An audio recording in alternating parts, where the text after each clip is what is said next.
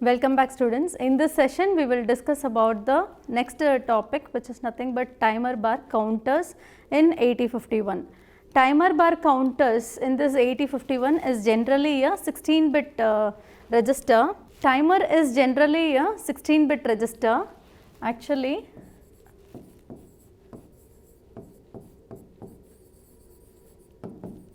it is a 16-bit register. So here we have two set of timers. I told you those representations also. It is represented as T0 and T1 timer. Here we can use this circuit as a timer as well as counter also. Okay. So this timer is divided into two types. One is timer 0 and the another one is timer 1, and this timer 0 is further divided into the timer TH0 and TL0, that is for lower order signals TL0, and for higher order signals it is higher order bits it is TH0, and for in timer 1 it is further divided into TH1 and TL1.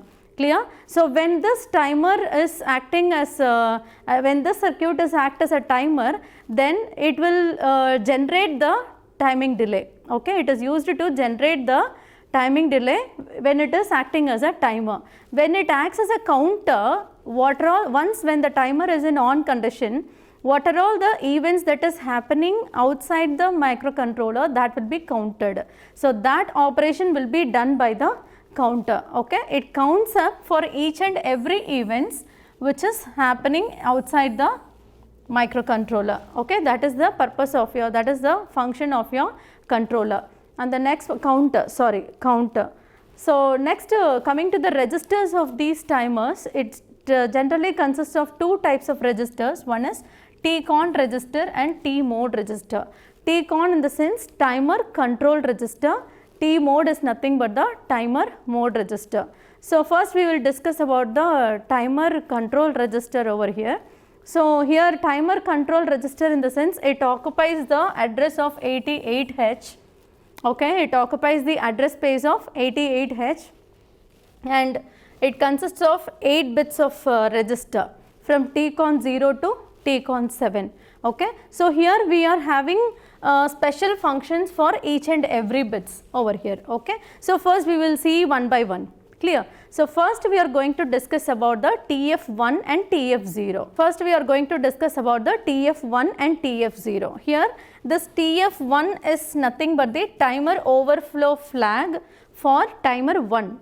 This TF0 is nothing but timer overflow flag for timer 0. Okay. So when timer 1 gets overflow, your TF1 bit gets set.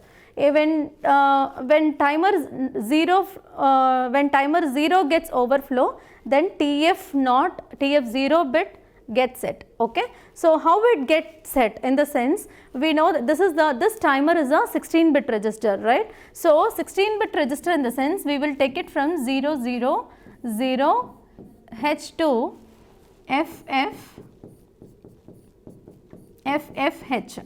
Okay, so once your timer gets start, your counter starts to count the events. So whenever it gets counted, it will be incremented by 1. So next, when after counting the value, after counting the address 0000H, it goes to the next one, that is 0001H, and again it moves on to the address 0010H, where the decimal value of these addresses will give you as 0, 1, 2, etc. Okay, so it will goes on up to FFFFH. Okay, so once it reaches the value of FFFFH, what it does, it will again goes on to the 0000H in order to repeat the counting. Okay, so at this condition is called as the rolls over condition. This condition is called as the rolls over condition, and at this point when your counter is moving from this FFFFH to again 0000H, at that point your timer will get timer overflow flag will get set over here. Okay, so this if as shown over here, if TF1 is equal to 1, this TF1 will become 1 when timer exceeds for timer 1. This TF0 is equal to 1 when timer exceeds for timer 0. So, this is the function when it will get set.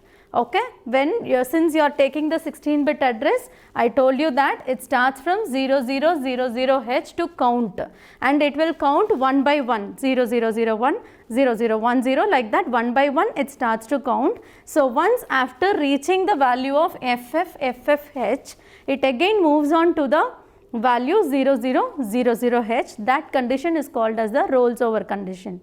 Okay. So, when it is moving like that from last FFFF to 0000, at that time your timer overflow flag will get set. Okay. So, this is the function when your timer overflow flag is getting set over here. And the next condition is, coming to the next condition is TR1 and TR0. As I told you, as we have seen in the timer overflow flag, this TR1 is for timer 1 and TR0 is for timer 0. So, here when you are considering it, this TR is nothing but the timer run flag. Okay. Timer run in the sense it is used to start your timer. Okay. For example, if you are giving the command set B TR0, what does it mean? Your timer 0 has been started. Okay. Or else if you are giving the command as set B TR1, then your timer 1 gets initiated. So, timer TR1 and TR0 is nothing but the timer run flag. So, once this flag has been set, your timer gets started, your timer will be in on condition, so that your counter starts to count the events. Okay. And the next condition is IE1 and IE0. So, as like the previous two cases, here IE1 and IE0 is also for your timer 1 and timer 0. Here IE1 is nothing but the external interrupt bits. Okay. This IE1 is for timer 1 and this is for timer 0. Okay. IE is nothing but the external interrupt. Here I have told you already, we have two external pins. One is INT1 and the another one is INT0, right. So, these two are the external interrupt pins. So, these two pins will be controlled by your interrupt controller. Here when you are going to the function of this IE1, if this IE1 is equal to 1, then automatically your INT1 pin will get set. It will activate the INT1 pin. Okay. So, if your IE0 is equal to 1, if this IE0 is equal to 1, then it shows that INT0 pin has been set. Okay. So, either INT1 or INT0 can be set at a time by using the two pins IE1 and IE0. So, this is the external interrupt bits. The next condition is you are going for IT1 and IT0. Here IT1 and IT0 represents the type of triggering which occurs in that interrupt, external interrupt. Okay. So, this is for type 1 triggering, this is for type 2 triggering. IT1 is for type 1 triggering and IT0 is for type 2 triggering. Okay. Type 1 is nothing but the edge triggering. Type 2 is the level triggering. What is the meaning of edge triggering? Here we are for example, here we are considering the clock pulses, right. For example, see, just take this is your clock pulse. Okay. So, what is the meaning of edge triggering? This is called as the positive edge and a negative edge triggering, right. Either positive edge or negative edge triggering. And what is about this triggering? This is called as level triggering, and these two are called as edge triggering. Okay. So, your interrupt can be handled in two ways, either in edge triggered mode or in level triggered mode. Okay, so if this IT1 is equal to 1, then automatically your interrupt, external interrupt will be triggered in edge mode, edge triggered mode. And if this IT0 is equal to 1, then your interrupt pin INT0 will be in level triggered mode. Okay, this will be activated upon level triggered mode. Clear? So this is the difference between your IT1 and IT0 bits. The next, coming to the conclusion of the TCON register, the first, actually I told you that it consists of 8 bits of register. So first lower order 4 bits is for interrupt bits and the higher order 4 bits is for timer bits. It is divided into 2 parts. The lower order 4 bits is for interrupt bits and the higher order 4 bits is for timer bits over here.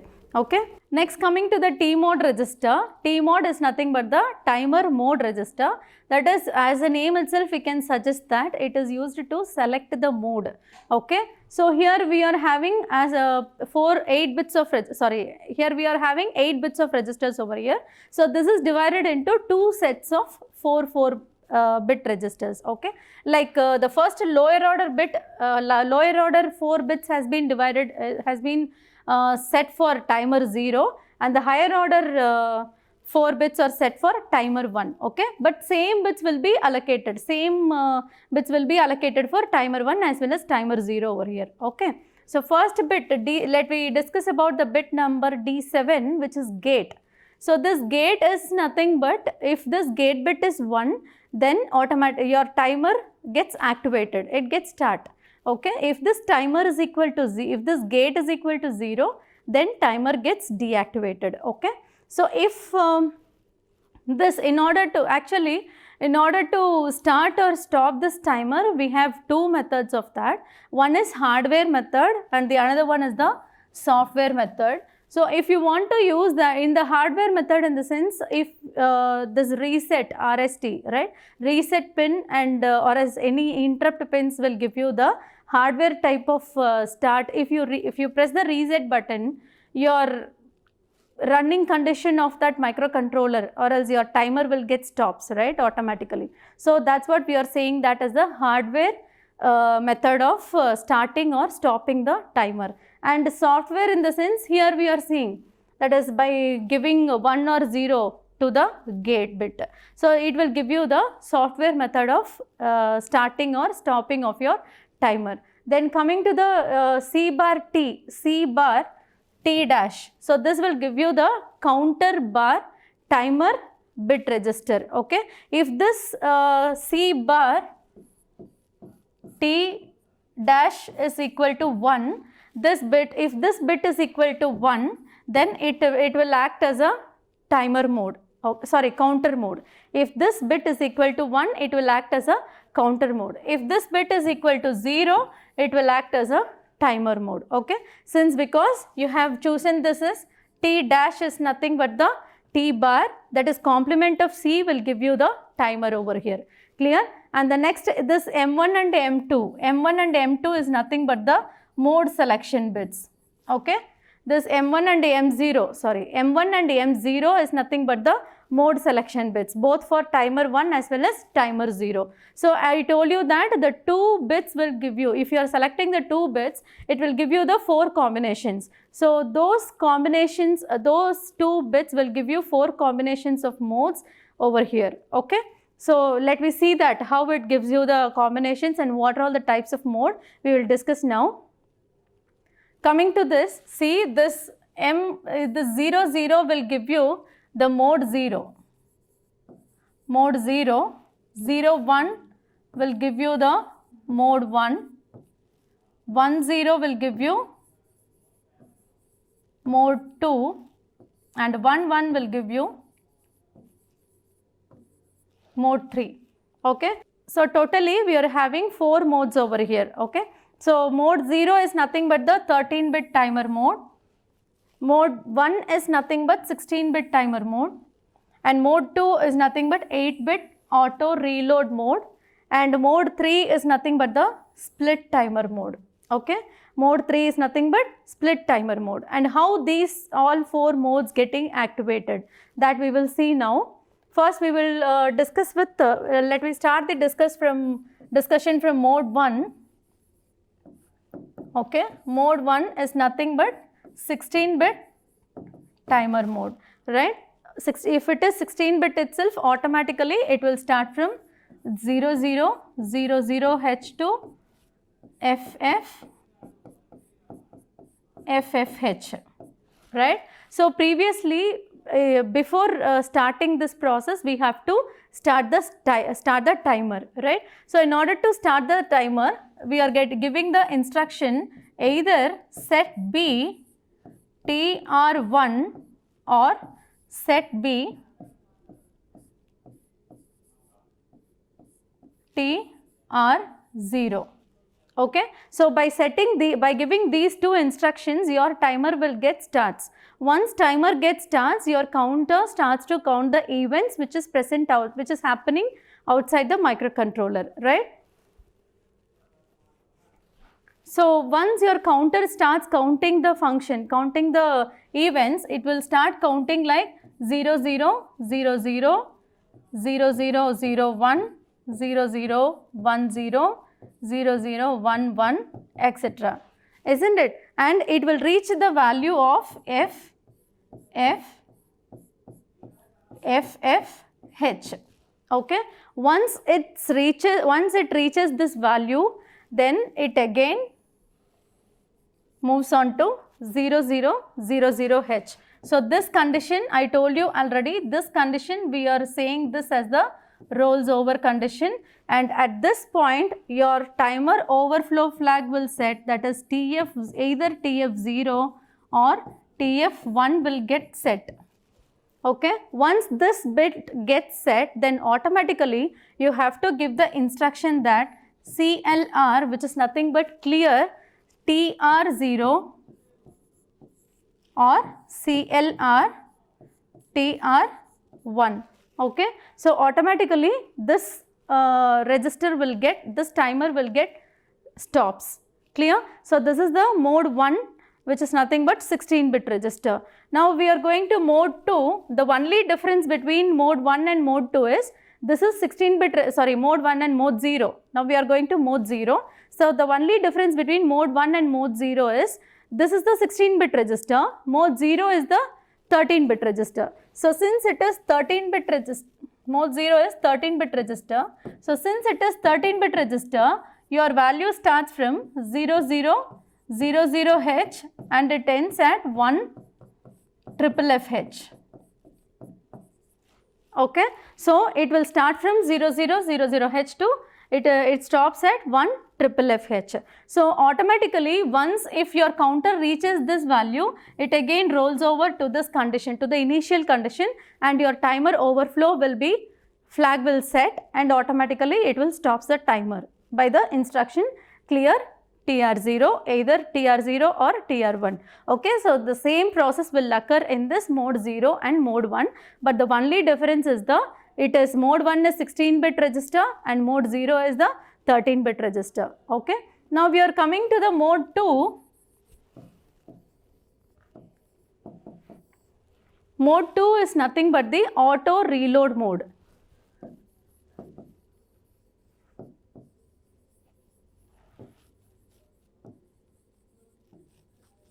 Mode 2 is nothing but auto reload mode. In this auto reload mode, what is happening? Actually, it is the 8-bit register. That is 8-bit register in the sense it will be divided into 2 8-bit registers. Okay, your 16-bit timer will be divided into 2 8-bit registers. One is TH and the another one is TL. Okay, this is one register, this is another set of register. So if you are copying any data, if you are copying, for example, if you are writing the data 00 into the timer TH, then it will copy this item into this data into TL also. Okay, since it is 8-bit register, it will start from 00H to, it will start from 00H and ends at FFH. Okay, so when it is, if you are loading the data 0, 0, then it will be copied in TL also, TL register also. So this TL, in this TL register, it starts to count the counter starts to count the events, and it counts the events up to FFH, and after reaching the value of FF, it again automatically it move on to the value 0, 0, and here what is the difference between your mode 1 and mode 0 and between the mode 2 is, here the user is not necessary to reload the contents because it is already having the, it will automatically reload the contents which it requires. Okay, so the user is not necessary to reload any contents over here. So the only difference between your mode 0, mode 1 and mode 2 is, your mode 2 will automatically reload the contents of the required data over here. Okay, so this is mode 2. Mode 3 is nothing but the split timer mode. Mode 3 is nothing but the split timer mode. Okay, split timer mode in the sense, for example, if you are taking timer 1, okay, we are considering the timer registers of timer 1. What are the timer registers of timer 1? TR1 and TF1. So if these two registers, TR1 and TF1 is utilized by timer 0. If these two registers get utilized by timer 0, then it is called as split timer mode. Okay. This is timer 1 and these are the registers of timer 1, and if these two registers are used by the, if these two bits are used by the timer 0, then it is called as the split timer mode. Okay. So these are the 4 modes which we have discussed in this, which we can choose while the user is programming over here. So what are all the modes we have discussed? Mode 0, which is nothing but 13-bit register mode. It consists of the bits 00, 00H2, 1FFH, and once your timer starts, you have to start the timer with the instruction of set B TR1 or set B TR0. So once the timer starts, your counter starts to count the events. So once it reaches the final value, it will attain the condition called rolls over, and again you have to, that is timer overflow flag will set here, and automatically you have to use the condition, you have to use the instruction CLR, that is clear TR0 else clear timer, in order to stop the timer. This is for mode 0, and the same process will be repeated for mode 1 also, but with the 16 bits. Since it is having 16 bits, you have to take from 0000H to FFFH. Okay, so this is the only difference between mode 0 and mode 1. When you are considering the mode 2, then here we are saying that mode as the auto reload mode. Here we are having the 2 8-bit registers. One is TH and another one is TL. Since it is 8-bit register, we will access the bits only from 0. We will access the address from 00H to FFH over here. And once that is, it show here we are copying one data.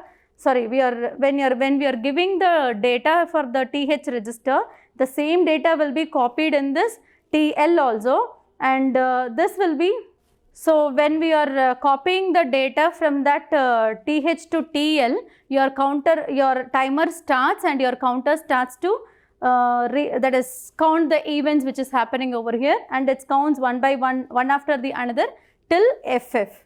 Okay, so once it reaches the value of FF, here again that is the user does not need to reload any data or any give any stop command over here. It automatically reload the contents which is present over there, since it is present in TH register already. Okay, so this is the mode 2. Mode 3 is nothing but split timer mode. Split timer mode in the sense, here we are having the timer registers in timer 1 as well as timer 0. That is TR1 and TF1 is for this TR1 and TF1 is for timer 1 register. So the registers, timer registers TR1 and TF1 of timer 1 register can be used by the timer 0. So that is called as split timer mode. Okay.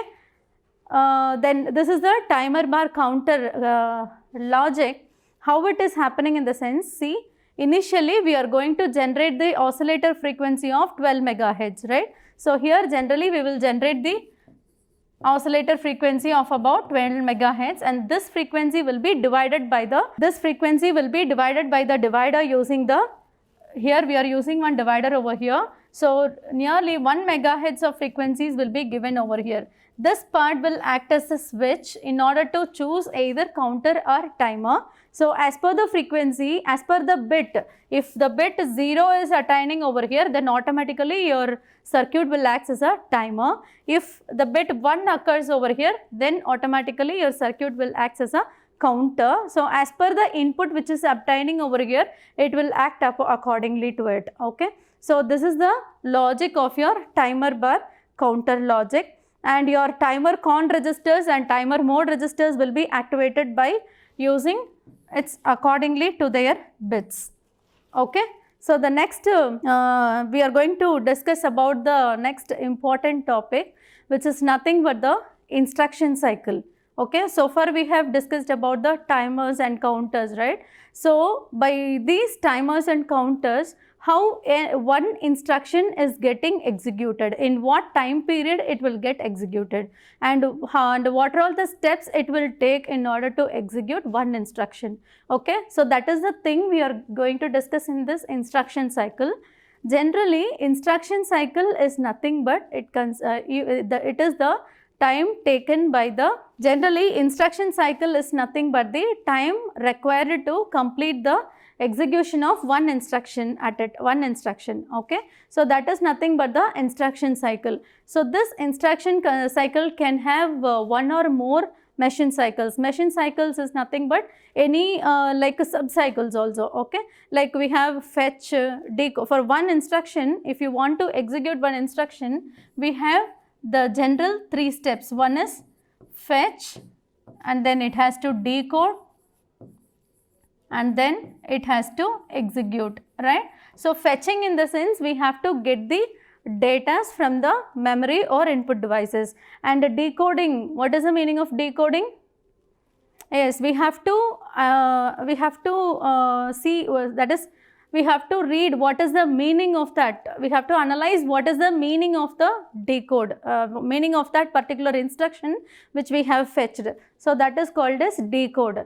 And the execution in the sense, after analyzing the meaning of that particular instruction, we have to execute it, process it, right? So that will be done in the execution part. So in order to complete this process, completing all these process step by step is called, in order to complete that, we are dividing that into 6 steps of machine cycles. Okay, 6 steps which is called as the machine cycles. This machine cycles consists of 6 steps over here. So this entire that is the completion of entire process is called as the instruction cycle. Okay. So for here, one machine cycle will have 12 oscillator periods. How it will take 12 oscillator periods in the sense, here in this machine cycle we are having 6 states, right? So each and every states will have 2 oscillator cycles. So if it is taking, if each and every states are taking 2 oscillator cycles, automatically we will have 12 oscillator periods over here. Okay. So generally, then coming to the T states is nothing but, see, just consider, this is your 1 clock period. Okay. So this is your 1 clock pulse. So this is called as the 1 T state. This is called as 1 T state. Okay. That is, it is defined as 1 clock period. So 1 clock period is equal to 1 T state. Okay. So this is the column which will show you that your instruction cycle consists of 1 to 4 machine cycle. Okay. Your machine cycle consists of 2 to 12 T states. So these are all the inner cycles of your instruction cycle and machine cycle. Okay, coming to this timing signals diagram, you can see this is one entire machine cycle. So in this entire one machine cycle, we have 6 states, that is S1, S2, S3, S4 and S5, S6, right. So this completely gives you one machine cycle. So each and every machine cycle consists of 2 T states. This is one T state and this is T2, T1, T2, T3, T4, T5, T6, like that. So totally you will have 12 T states over here. That is called as 12 oscillators. Okay, 12 oscillator cycles will be present in this machine cycle diagram. Clear? So next, coming to this will be explained very clearly by using the problem. Just consider one problem over here. If 8051 microcontroller is operated with 12 megahertz oscillator, find the execution time for the following instructions. Okay, so I'll give you some set of instructions and I'll tell you what is the machine cycle accordingly to it, and we have to calculate the time period at which time period that instruction will be executed. Okay, so this is the first instruction. The instruction is add A, 45H. Okay, that is the data is 45H. This has to be added with the content of accumulator, and these the result have to be stored again in the accumulator. Okay, this is the process of your instruction. How it will be done, that is how many machine cycles it required and how it has to be calculated, in the sense actually it required one machine cycle. Okay, these are all predefined. Each and every instruction, how many number of machine cycles it required, that is the predefined thing. Okay, so now here we have to number of machine cycles which is required, in the sense it is 1 for this particular instruction. Clear? What is the clock frequency we are using over here? It is also fixed, that is given over here. The clock frequency which is using over here is 12 megahertz, right? So now in order to calculate the clock period, what is the formula? It is 1 by F. 1 by F, in the sense you have to take it as 1 by 12 megahertz. 12 megahertz, how will you calculate? 1 by 12 into 10 to the power 6, right? So if you are solving this one, what is the clock period value you will get? You will get 0.8333 microseconds over here. Okay, so now this is the clock period. What you are supposed to calculate? The time taken for these instructions to execute, right? So in order to take in that, how many actually time taken for one machine cycle we are going to calculate. We are going to calculate time taken for one machine cycle. So 0.8333 microsecond is for one machine cycle, but how many number of oscillator, that is how many number of oscillator cycles are required? 12. So it has to be multiplied with 12, that is also 12, right? So it has to be multiplied with 0.833 microseconds into 12. Therefore you will get 1 microseconds of time. So this instruction will take 1 microseconds of time. Clear? Like that, coming to the next problem. See, the next problem is sub B A, hash 55H. Hash 55H is nothing but the data. So that particular data have to be subtracted with the content of the accumulator, and again it has to be stored in the accumulator. Sub B, in the sense the borrow of that particular particular result also have to be stored over there. Okay, so how many machine cycles it required? It required the 2 machine cycles. I told you that these are all predefined values. Okay, so it requires 2 machine cycles. We have calculated previously for one machine cycle how many time period we are requiring for the same clock frequency. We are having 1 microsecond. So for 2 machine cycles we have to take it as 2 into 1 microsecond will give you 2 microseconds automatically. Okay. So next, coming to the mul AB instruction, that is you are going to multiply the contents A and B. The contents of B and contents of A has to be multiplied, and that has to be stored in the register A. Okay. For this process, it is taking 4 machine cycles. So, if it is 4 machine cycles and with the same clock frequency, then automatically the time period is 4 microseconds. Okay. So, these are all the method how you have to calculate the total number of time period in order to calculate the for the instructions given for you. Okay. So, next we'll discuss a program, how the program has been analyzed over here. Okay. So, write a program using timer 0 to create a 10 kilohertz square wave on P 1.0. So, what you are supposed to do, you have your time period has given as 10, your time period not, your frequency has been given, that is 10 kilohertz.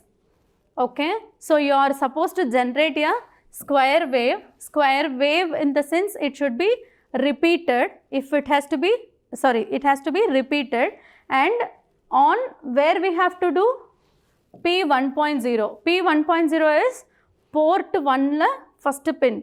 Okay. So, P 1.0 in the sense the port 1 first pin, and here where we have to do that, we have to do it in timer 0. Okay. Timer, we have to use the timer 0 mode.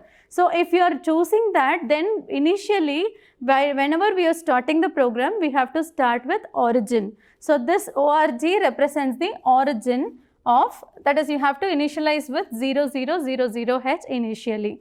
So, origin 0000H. Okay. Next, you are going to move T mode, that is, you are going to choose the auto reload mode, timer mode, that is mode 2. You are going to choose mode 2, that is #02H. It is represented by #02. It is the mode 2, choosing of mode 2 over there. Okay. So, if you are giving this command T mode comma #02, automatically your auto reload mode will be chosen over here. And next you are going to give the command TH0 #-50, that is, you are going to load the that is timer TH0 with, if you are loading the timer with the corresponding timings, then automatically your TL0 will also be copied, right. So, you are going to load this TH0 register with T is equal to, we have to calculate the time period over here because only frequency is given. So, T is equal to, frequency is 1 by F, which is equal to 1 by 10 kilohertz, which is equal to 100 microseconds.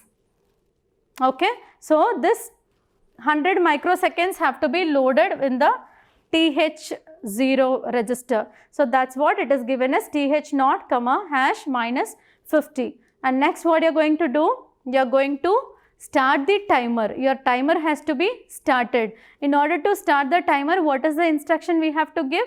Set TR0. So, at this point your timer will be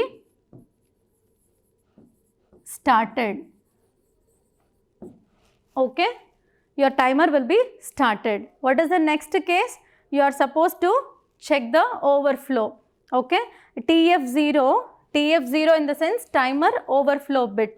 JNB is nothing but, if there is any, JNB is nothing but, this is the instruction where once you, until the overflow, it will check for the overflow bit. That is, if your that is, I told you that, coming back to the next command, it is JNB, that is, it jumps to the specified address where it has been, the value is specified as 0. When it will be specified as 0? When the overflow occurs, your TF0 bit will get set, right. So, it has to start the loop at that case. So, at that, since it is mode 2, that is auto reload mode, it has to be looped at that case. So, at that time your flag bit has to be, that is overflow bit has to be cleared. So, at this point it will be cleared, that is TF0 will be cleared. If it gets cleared, then automatically timer gets stopped, right. So, this will be repeated, this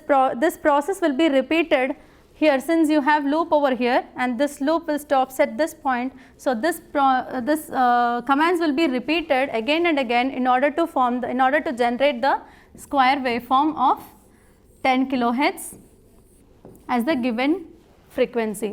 Okay, this end corresponds to the ending of your, after finishing the process you have to end the program. So, you are giving the command as end over here. Clear? So, the next this is all about the session of timer bar counter circuit. So, in the next class we will discuss about the serial communication interface, what are the types of communication and why we are going for serial communication, and what are all the types of serial communications are there. So, all these things we will discuss in the next session. Thank you.